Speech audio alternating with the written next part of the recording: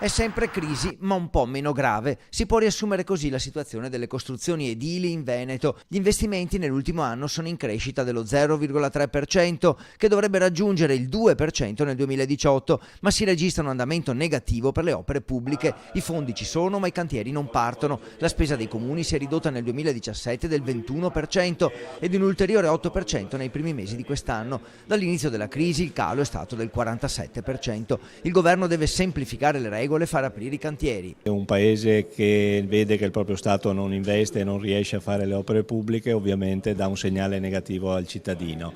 Il pubblico ha un ruolo fondamentale in questa regione perché ci sono troppe risorse che non sono state spese, che non si sono trasformate in cantieri e in opere. A Padova sono cresciute le compravendite di immobili dell'8%, più in provincia che in città, e i mutui per le famiglie hanno avuto un'enorme impennata di oltre l'80%. Anche l'occupazione, dopo i 104.000 posti di lavoro persi, si è stabilizzata. Dopo anni e anni di perdita di posti di lavoro, ricordo che abbiamo perso oltre 100.000 dipendenti, oltre 12.000 imprese solo nel Veneto in questi 10 anni di crisi. Credo che si possa dire che il trend si è fermato. Ora a trainare il settore dell'edilizia sono gli interventi sui capannoni e la ristrutturazione delle case private grazie agli incentivi fiscali.